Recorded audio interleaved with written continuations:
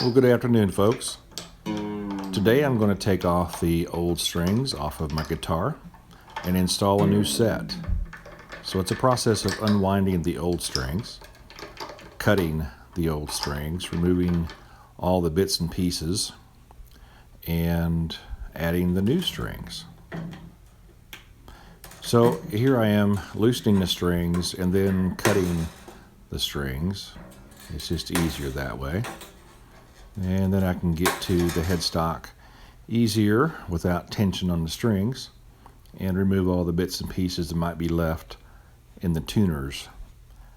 Because when you install a string, you sort of tie a knot in it, and they can be a little bit unruly, getting the little bits and pieces off of the tuners. So that's the first thing to do when removing strings from an acoustic guitar, or electric for that matter. So here we go. So I'd already ordered a new set of tail pins for the tail of the guitar from Stumac. They are Waverly bone bridge pins. These are supposed to transfer the sound from the string through the pin into the body of the guitar better. Don't know. We're going to find out. They've got a little slot in them that the string fits into, and you'll see in just a moment. There we go. We're installing the first couple of pins in the tailstock, and so that's the first thing you do. I guess that's actually called the tail bridge maybe as well. So we get those installed first. These strings are numbered, large to small. There are 6 strings, of course. So you have to make sure that you get the large strings on the top, small strings on the bottom. Straightforward if you've done it a couple of times. I noticed these bone pins didn't seat real well. They kept popping up on me. But that may be just something that it takes a little bit of finesse getting used to. I had to continue to push them down. Unlike a plastic pin that will sort of grab on the wood as you push them in.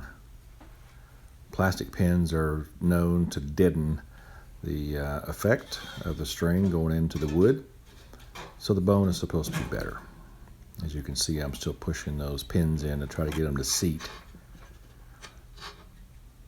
But eventually get them to seat and begin to tighten the strings. I don't tighten them too tight yet, but just at least get some tension on all 6 strings before I begin to tune the guitar. So they leave you with more string than necessary, so that you can thread them through the eye of the tuner and turn that tuner several revolutions to get a good string hold. And then you end up cutting off the excess of the string so it's not flying around there. So but now I'm getting pretty much all the strings with some tension and getting ready for the first round of tuning.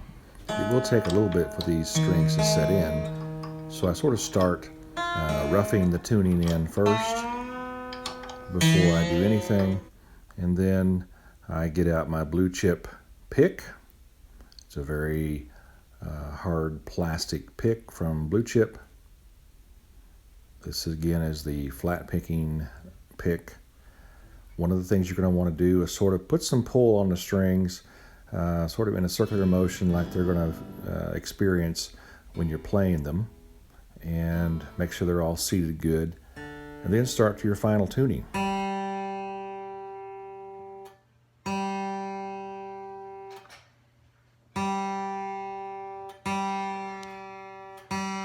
So you notice that I need to get a green signal before it's in tune. So kind of sneak up on them, get them all to turn green, and you're ready to go.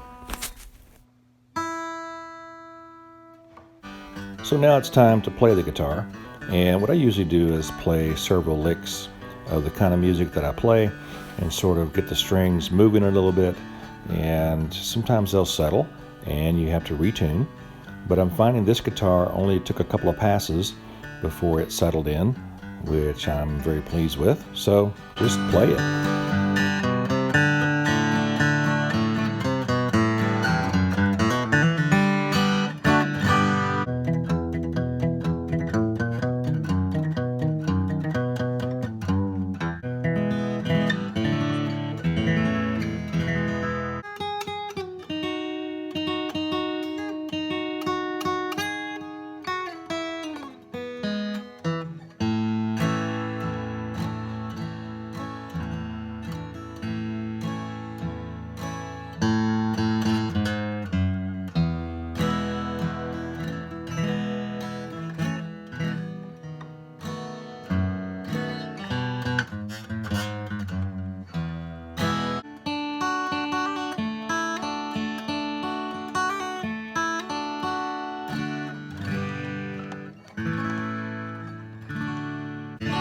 Turn it up some.